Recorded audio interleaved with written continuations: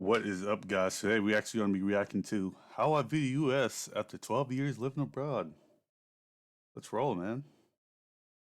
I've been living abroad for 12 years now, and I thought it'd be interesting to talk about how my opinions and how my views have changed on the US after living abroad for so long. I saw a TikTok asking other Americans that live abroad the same question, how their views have changed since they've moved abroad and how they view the US now. And I thought it'd be interesting to add this into my 12 Years Abroad series, so let's jump right in with number 12, which is freedom. We are jumping right into it with freedom. If you know anything about the US, then you know what I'm talking about. The US prides itself on its freedoms. I don't know how many times I was told growing up that America is the land of the free and the home of the brave, and I should be willing to die for that freedom. As you can imagine, I just kind of believed it because I didn't know better, and why would they lie about that? Well, I can tell you my opinion has definitely changed since traveling and living abroad. It turns out the US isn't even in the top 10 freest countries according to the Human Freedom Index. Oh my god. That alone, bro, says a lot. It is in the top 20, ranked at 15, but the way the media and government talk about freedom in the US makes it sound like all other countries are imprisoning their people and forcing them to work, which is kind of ironic because the US actually ranks number 1 in incarcerated people. According to World Prison Brief, the United States leads the world in total number of people incarcerated, with more than 2 million prisoners nationwide. My views have definitely changed on the US being the freest country in the world. The US does have a lot of freedoms and has a strong judicial system, but so do other countries around the world, and the US is not ranked number 1. Moving on to number 11 on our list is something that many people argue about and often goes hand in hand with the idea of freedom, and that is gun ownership in the US. It is very interesting to talk with people who are not from the US and who haven't grown up with gun ownership being a common and real thing. Growing up in the US, it was normal to own guns, and many people I knew had guns. I remember my brother having a shotgun in his house, and I didn't think it was that strange or weird. But this isn't normal globally, and actually only 3 countries have constitutional rights to own a gun. While most countries allow gun ownership, they impose strict laws regulating which types of guns you can own and how they are stored. Hold on. Look at that, guys. Japan, 0.3. Yo. Japan, I think they actually banned guns over there, bro. This is really good. They're one of the safest countries on the planet, dude. They impose strict laws regulating which types of guns you can own and how they are stored. According to Insider, Americans own nearly half of all the civilian-owned guns in the world, and on a per capita basis, the US has far more guns than any other nation. With so many guns come mass shootings, which is a uniquely US thing. These attacks rarely occur in other countries, and the frequency and destruction. Oh my god, dude. That says a lot right there, bro. Guys, that says so much, man. Caused by these attacks. You're not safe, man. Heartbreaking. My views have changed a lot on gun ownership from this is normal to what is wrong with the US. Speaking of what is wrong with the US, next on our list at number 10, which ties back into the last 2 points, is national pride. Americans are extremely patriotic, and they believe that the US is the best country in the world, and you better not disagree with them because they might shoot you. Jokes aside, they are extremely patriotic because they've been lied to their whole lives. The US is a good country, but it is not the best country or worth chanting USA, USA, USA everywhere you go. Most Americans don't realize how bad they're getting screwed by the corporations in the government, and they truly believe that the US is number 1 in the world. It really depends on what you are ranking, but the US is usually in the middle or lower half of a top 20 list. From freedoms to quality of life to education, the US is ranked all over the place and rarely is number 1, except for prisoners, guns, military spending, GDP, and a few other things that aren't very flattering. It isn't until you move abroad and remove yourself from the media-enforced lies that you start to realize the rest of the world isn't that bad, and some countries are even better than the US. Yeah, bro, that's one of the things about the US, man. The media is always negative, man. The news, the media, it just sells a dream, bro. It's sad. One way many countries are better than the US is education. Number 9 on our list is education. According to results from the Program for International Student Assessment, the US ranks 39th in math, 23rd in reading, and 25th in science out of 73 surveyed countries. This is low for a country that claims to be number one. After living abroad for some time, it is clear that the US does not value public education, and universities are run like businesses. The cost of higher education is appalling compared to the rest of the world, and don't get me started on public schools. Hold on.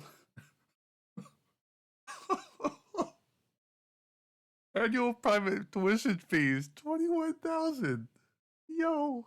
Cost of higher education is appalling compared to the rest of the world. Bro, look at this, man. Oh my God. I like how Vietnam was near the bottom. They're one of the I like Vietnam, man. They have United States, Hong Kong, Chile, Canada, Korea, United Kingdom. Okay, Japan is like mid. Interesting. And don't get me started on public schools. There are videos of teachers asking for school supplies, and Mr. Beast just did a video about helping students and teachers because the US government doesn't provide enough resources. They don't care, bro. The US government doesn't seem to care about education, and this means the general public also doesn't seem to care about education. Just search "Americans are idiots" and you will see how bad it is. Not to mention the dangers around teaching. After living abroad for a long time, it has become clear that education is not a high priority in the US. And it costs so much, because man. It is the best way for people to improve their lives and economic situation. Speaking of improving situations, we are about to hit number 8 on this list, but before I reveal that one, be sure to hit the like button because it really helps improve the situation of this video. Okay, let's jump back in with number 8, which is healthcare. I remember growing up that I never went to the doctor, and I never understood why. It was just my family didn't go to the doctor unless somebody was dying. I mean, literally, the one time I spent the night in the hospital, I was actually dying, and if I didn't have a surgery, I would have died. And I never really thought anything of it, it's just we didn't go to the doctor. Well, it turns out we didn't go because it costs a fortune just for a simple checkup. The US has state-of-the-art hospitals and medicine, but unless you are rich or have good insurance, good luck accessing it.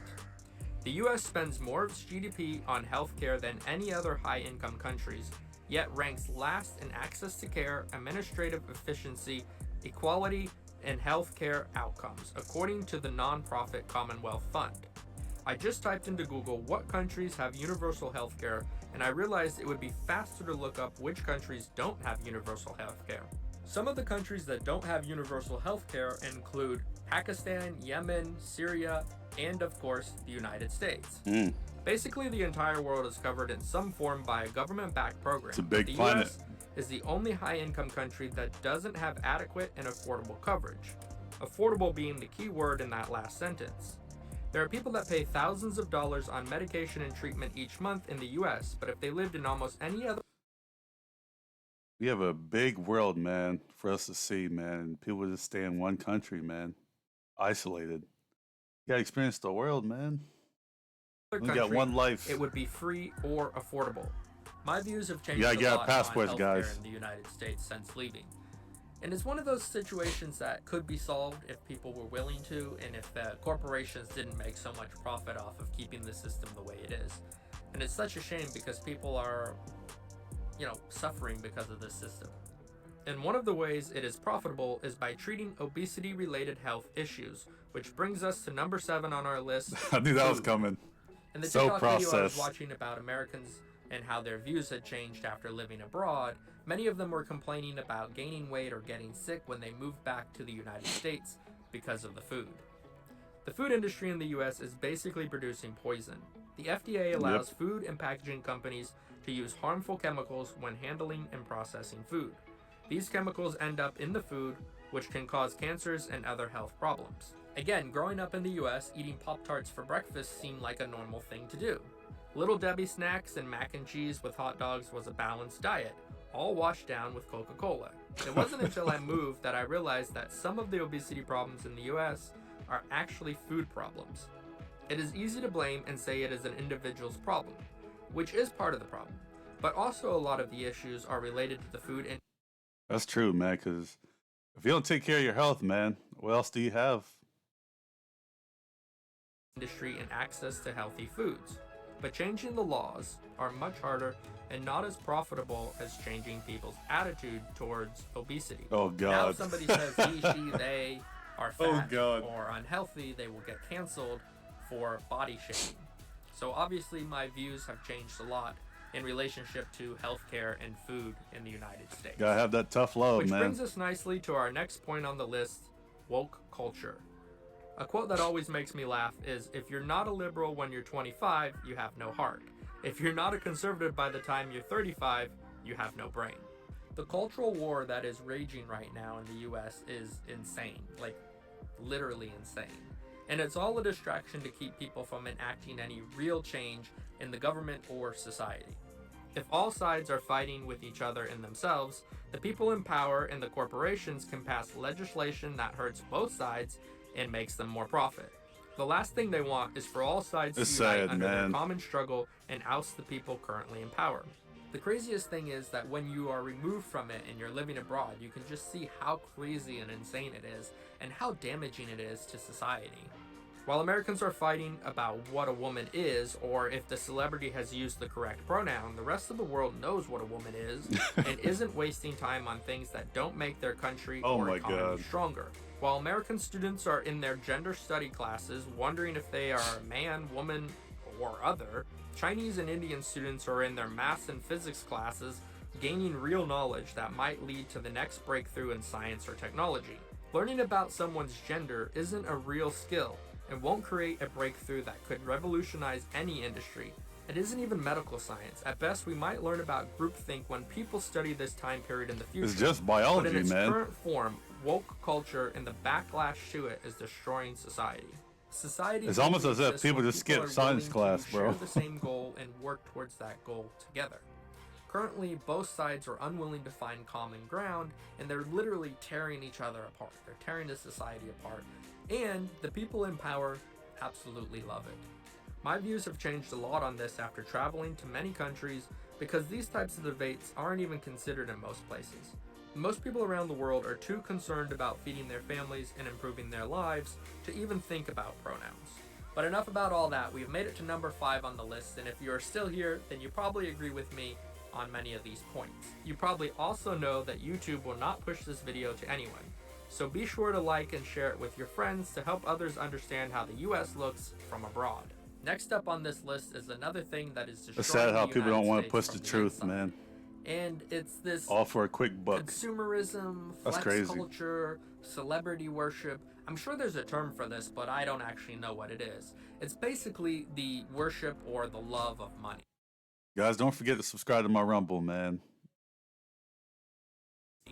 A Harris poll of 3,000 children between the age of 8 to 12 revealed that YouTuber was the first choice of 29% of them. Don't get me wrong, I would love to make a full-time income on YouTube, but I don't think that young people should be inspiring to be social media stars.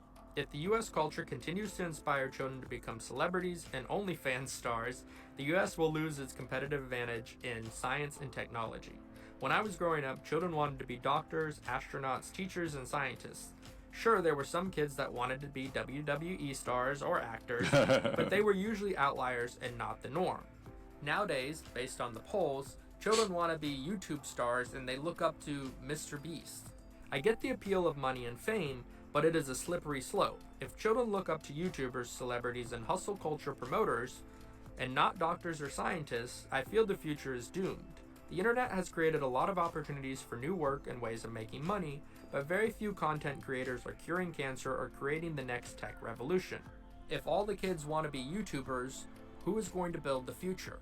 Speaking of building the future, we all have to work, which brings us to our next point. The US mistreats employees. More than 120 countries around the world provide paid maternity leave and health benefits by law, including most industrialized nations except Australia, New Zealand, and the United States, according to reports from the International Labor Office. Just think about that for a second. Mothers who have just given birth are not given paid maternity leave by US law. You're just a slave, bro. They did not care about you, man. Because there are no laws on the books, it is up to employers to decide how much time and money new mothers are given. This is supposed to be a happy moment. It's crazy because actually in Japan, I think if the wife actually get pregnant there, they want to push her to actually stay at home and not have to work. I guess that's more of a natural thing to do, man. So. Moment in a couple's life, but most parents that's the way to go on important bonding because they have to go back to work. You'll be lucky to get 3 or 4 weeks off, and even luckier if it's paid. If you're commenting about the Family and Medical Leave Act of 1993 right now, I get it, there are some protections, but that really only covers unpaid leave. With the average family in debt and less than $6,000 in their bank accounts, it is hard to take 12 weeks unpaid leave. Maternity leave is just one example of how U.S. employees are getting hurt. Another good example is employment at will contracts, which only benefit the employer. Because many workplaces don't offer full-time contracts with salaries and benefits, employees are constantly anxious about their jobs. There is little job security with employment at will contracts, which pressures workers to work harder and longer because they are worried about losing their job. These types of contracts allow managers to create schedules that keep employees from reaching full-time hours, which means companies don't have to pay for insurance or other benefits that full-time employees should receive. Employers have even gone farther by creating gig work. Yeah, you can clearly see in the market too, man. The jobs are getting it's a lot more competitive now because they're just laying off everybody. Refusing to classify workers as employees, reducing their tax, insurance, and benefit obligations. They create campaigns claiming that it is good for employees and that it provides more flexibility, but in reality, it only burdens workers. People don't want to feel insecure about their livelihoods. Reports and studies show that people are more productive and happier when they feel secure in their workplace. Employment isn't always fair and balanced in the United States, and 2 things really jump out to me when talking about this. First, Americans have been trained to hate unions. It is surprising just how much effort has gone into breaking or stopping unions. This is a video in itself, but history has shown that workers have benefited the most when strong labor unions force business owners to increase wages and provide more benefits. But because this history is not taught in schools, call back to my previous point, workers believe unions cost them money and don't help their employment situation. The second thing I've noticed is that people define themselves by their work. They are what they do. In other countries, people are more concerned about their family relations or hobbies, but in the US, your job is who you are and everything else is secondary. Because success is defined by money and not happiness or relationships, people in the US are obsessed with their careers. This I might use that meme, bro. Unfulfilled and unhappy people because they care so much about their work, but their employer doesn't care about them. I'm not saying it's perfect around the world, but there does seem to be a hyper focus on productivity and self-worth through work within the United States, which should be changed to create a better working environment for U.S. workers. Bro, there's just no way I can ever treat my employees like that, bro. That's insane. Should just belittle them like that just to make some money off them? What? Yo, that's crazy, man. Like, if I got a team, man, those guys are like family to me, man. That's crazy, bro. We are about to make it into the top 3 ways my views have changed on the US, but before we make it to number 1, be sure to hit the like button because I'm afraid that YouTube will suppress this video. YouTube doesn't always push videos that tell the truth, so hit that like button or share it with a friend because they might also like the video. Moving on to number 3, transportation. This one might seem strange at first, but let me explain. If you live in the United States and you want to get around, you have to own a car. Period. Most cities do not have adequate public transportation or even good bike lanes. The US is car dominant, and without a car, you will struggle to do basic tasks. Things have changed in the last 12 years with ride-sharing apps and food delivery apps, but it is still really difficult to get around in the United States if you don't own a car. Growing up in the US, that seemed normal because it is normal for the US, but outside of the US, many countries have decent public transportation. Countries like the Netherlands, Sweden, and Denmark all have designed cities to incorporate biking, and many people bike to work. Many countries in Asia, like Japan, Korea, and China, have subways and high-speed trains connecting cities and areas, which makes it convenient to get around. With all the money the US government spends on the military and subsidies, it could have redesigned many of the cities to include bike lanes and subway systems. When people feel safe on the roads and the cities encourage biking, people will bike. There are enough examples of cities redesigning their downtown areas and encouraging biking to support the investment, but despite these examples, nothing seems to change. Bus routes, subways, trains, and bike lanes are not developed despite evidence that it improves people's lives and commutes. If the US took a little bit of their military spending and diverted it back into infrastructure, they could create more jobs in better cities. My opinions on public transportation have changed a lot after living and traveling in cities that have good public transportation. Speaking of government spending, number 2 on our list is the US government. And there are 2 things I want to talk about. Oh, God. Let's first talk about the military. The US doesn't need to police the world. By taking on this role, it has allowed other nations to expect and rely on US military support. But that has weakened both the US and reliant nations. It has weakened reliant nations because they spend less money on their own militaries, and it has weakened the US because the US spends too much money on the US military. Holy. If the US spent 10 or 20% less on the military each year and diverted it back Oh into my building the US, it would be a stronger nation in terms of domestic strength. The US would have better healthcare, schools, infrastructure, and public services. But that will never happen because the US government is fractured and dysfunctional, which brings us to the second point that I want to address.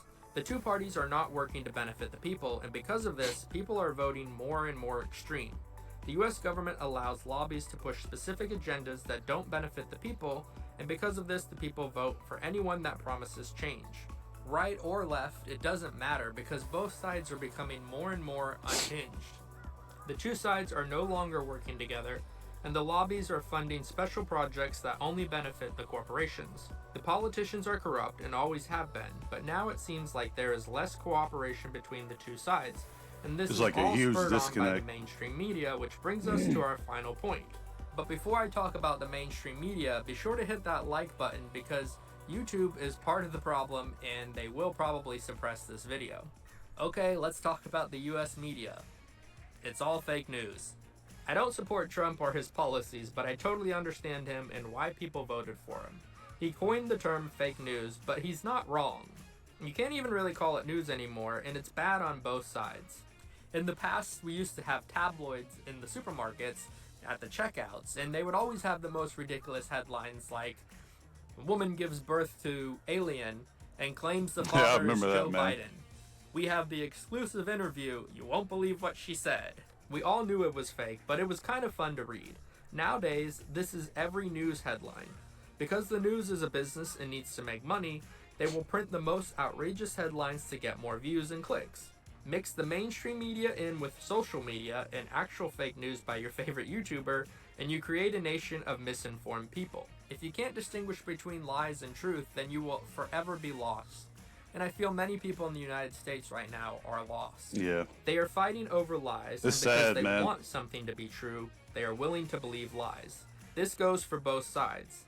Doesn't matter which opinion you hold about a topic, someone is creating content to push you farther down the rabbit hole. As long as there's money to be made off of content, then Fox and CNN and YouTube and TikTok and Facebook and Twitter, all of the social media platforms will continue to push this content out regardless of the truth. This is not just a US problem, but because most of the mainstream media is US based or US centric, and because most of the popular apps are US based, it is a major problem for the US. My opinion on news and popular apps have changed a lot after moving abroad, and I think this problem will continue until better regulations are implemented. So there you have it, 12 ways my opinions have changed about the US after living abroad for 12 years. If you want to know where I've been living this whole time and why... That was a good video, bro. That was a good video. But yeah, guys, I'm actually going to end it there. Like, comment, subscribe, and I'll see you guys on the next one. I'll make sure I get more videos out there for you guys, man. I've been really busy lately. But that's not an excuse, man. We got to keep grinding out here for you guys. Until next time, peace.